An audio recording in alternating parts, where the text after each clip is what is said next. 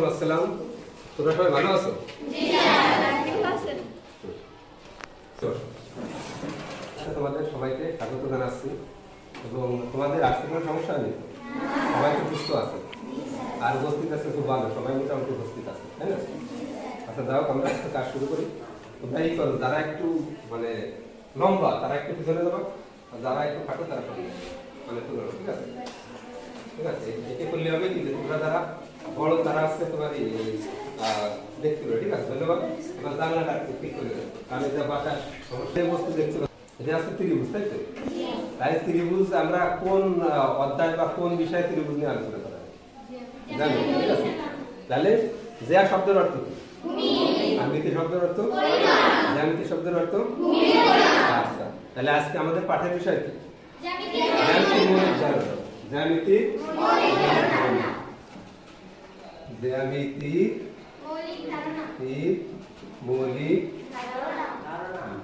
মৌলিক ধারণা, ঠিক আছে? জ্যামিতির মৌলিক ধারণা, তাই তো? তাহলে তোমরা কি উপকরণ আনছো সবাই? আচ্ছা ঠিক আছে, ধন্যবাদ। তোমরা এই উপকরণ নিয়ে কাজ করবে, তাই তো?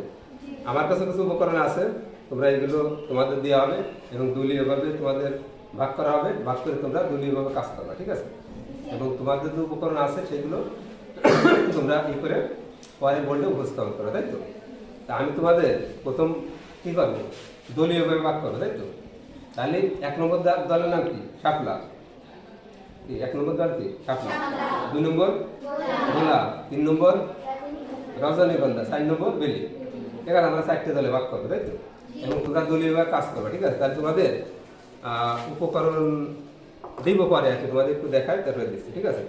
তাহলে আমাদের যে তোমরা কি বলছো যে জ্যামিতির মৌলিক ধারণা, জ্যামিতির মৌলিক ধারণা, তাই তো? তাহলে মৌলিক মানে কি? যেসব বস্তু আছে মূল থেকে আসে, তাই তো? সেটি আছে মৌলিক, তাই তো? জ্যামিতির মৌলিক ধারণা কি? আমরা যে বিষয়ের উপর ভিত্তি করে আমরা জ্যামিতির বিভিন্ন চিত্র অঙ্কন, প্রমাণ বা অন্যান্য কাজ এগুলো করবো, এটি আছে জ্যামিতির মৌলিক ধারণা, ঠিক আছে?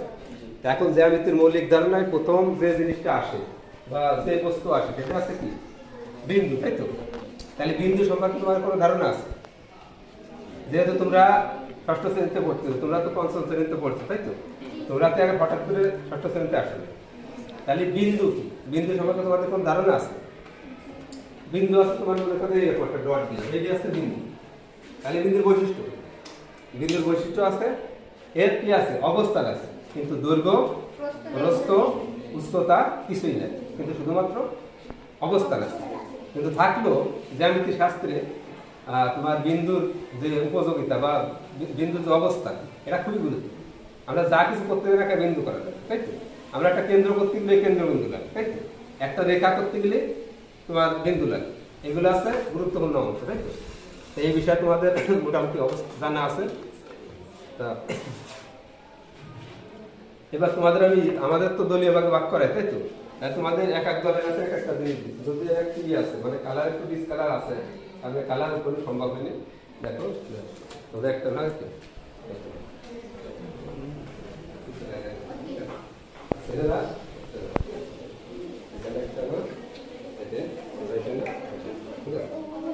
তোমাদের উপকরণ দেওয়া হবে, তাই তো? এই উপকরণের সাহায্যে আমরা কি করবো? এখন আমরা দলীয় কাজ করবো, তাই তো? দলীয় কাজ এবং তোমাদের পোস্টারও দেওয়া আছে, দেওয়া আছে না? এই পোস্টার দিয়ে তোমরা কি করবা? এগুলো তোমরা দলীয় ভাবে বলে লিখবা, লিখে কি করবা? এখানে উপস্থাপন করবা, ঠিক আছে? তাহলে এখন আমাদের এই গোলাপ দলের পক্ষে আর কি নাকি দলনেতা, তুমি চলে আসো, এসে তোমার বিষয়বস্তু উপস্থাপন করো।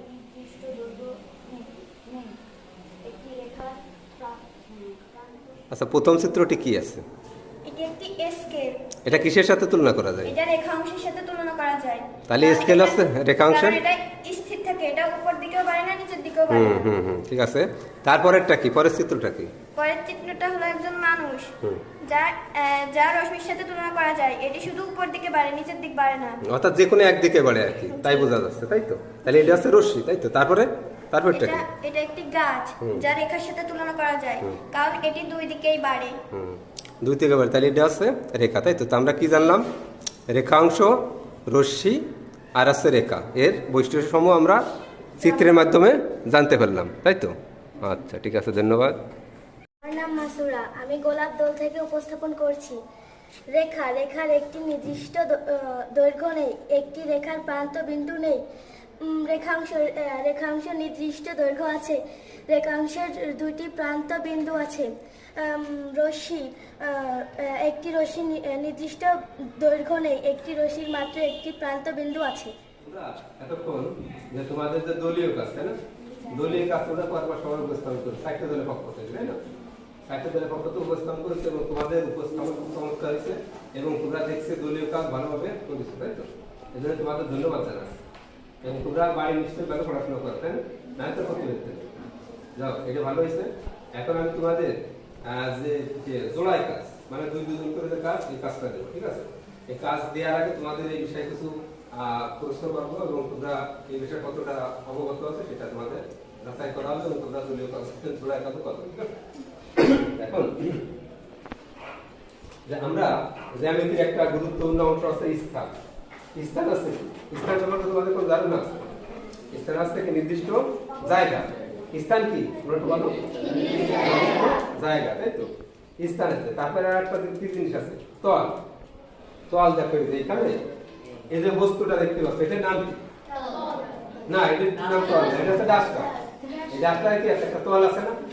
অর্থাৎ কোন বস্তু কি পৃষ্ঠকে কি বলে? তল বলে। এটা একটা পৃষ্ঠ, তাই তো? তল বলে। তারপরে আর একটা জিনিস তোমরা করছো যে তোমরা কি কাজ করতে দেখো, এইটা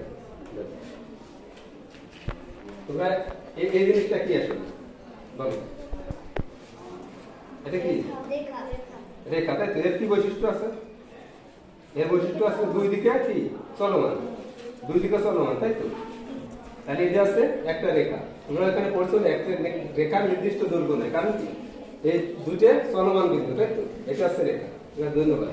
এবার তোমরা কি কাজ করছো? তোমরা সেদিন রশ্মি, তাই তো? রশ্মির বৈশিষ্ট্য, রশ্মির বৈশিষ্ট্য কি বলো দেখি? একদিকে চলমান, তাই তো? অর্থাৎ বিন্দু একদিকে থেমে আছে আর একদিকে চলমান, তাই তো? এটা আছে কি রশ্মি।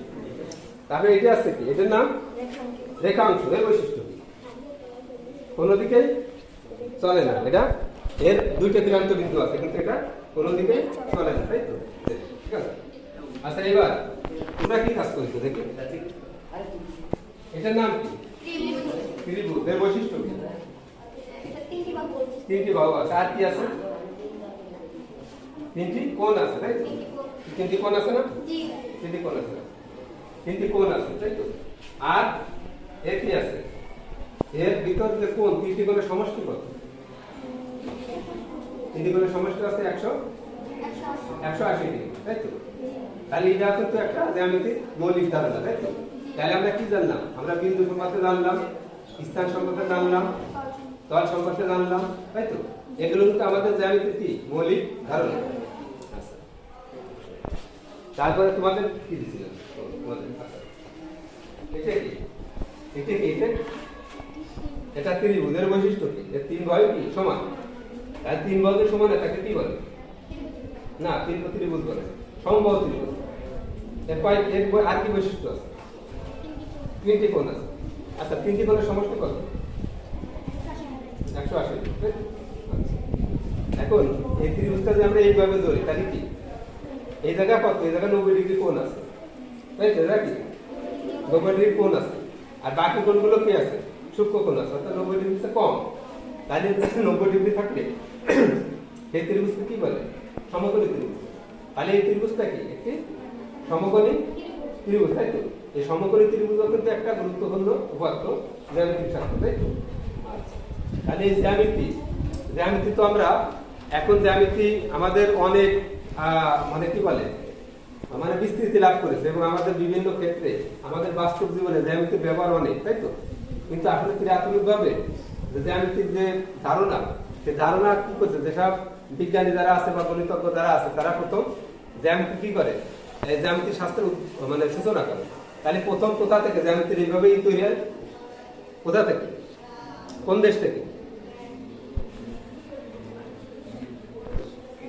যে এই যে প্রাথমিক ধারণা যে শব্দের তো ভূমি আর মিতি শব্দের তো পরিমাপ, এটা প্রথম কোথা থেকে আসছে? ঠিক আছে। তখন আর কি হতো, তখন আসলে জমি পরিমাপের প্রয়োজনে জ্যামিতি শাস্ত্রের উৎপত্তি হয়। কিন্তু এই যে বর্তমান কি বহুমুখী ব্যবহার আছে, তাই তো, এই বহুমুখী মাত্রা আছে।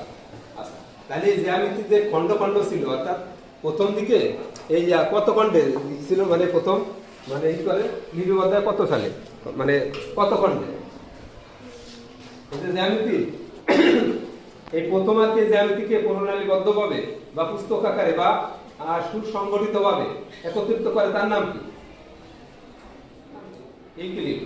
আমরা তো জানো, কিন্তু তোমরা বলতেছি বুঝতে পারছো না কে কি করেছিল? ইউক্লিড, তাই না? আচ্ছা, এবার বলো তো দেখি রেখা কাকে বলে, কে বলতে পারবে?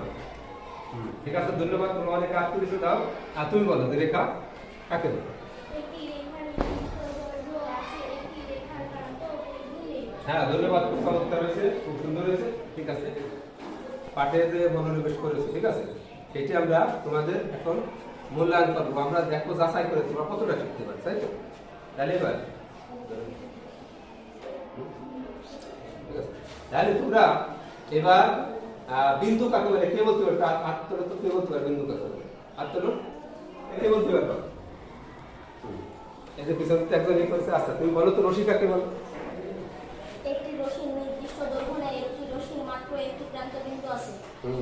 খুব চমৎকার, তোমরা সবাই সুন্দর বলেছো। এবং আজকে আমরা যে ক্লাসে অংশগ্রহণ করলাম, এই ক্লাসটা কেমন লাগছে? ভালো লাগছে, ঠিক আছে। তোমরা কি আনন্দ পাইছো? জি স্যার। তোমরা কিছু শিখতে পারছো? জি স্যার। তাহলে আমাদের কিভাবে শিখতে হবে? আনন্দের সাথে শিখতে হবে, ঠিক আছে। এবং তোমাদের বাড়িতে আমরা যেগুলো নিয়ে আলোচনা করবো বা তোমরা আলোচনা করবা, এগুলো কিন্তু বাড়িতে চর্চা করতে হবে, তাই তো? চর্চা না করলে কিন্তু মনে থাকবে, ঠিক আছে। তাহলে আজকে আমরা একটা গণিত শাস্ত্রের একটা গুরুত্বপূর্ণ বিষয় জ্যামিতি, এই বিষয় এবং জ্যামিতির মৌলিক ধারণা, এই বিষয়ে আমি তোমাদের পাঠদান করালাম বা তোমরা আমার সাথে অংশগ্রহণ করেছো।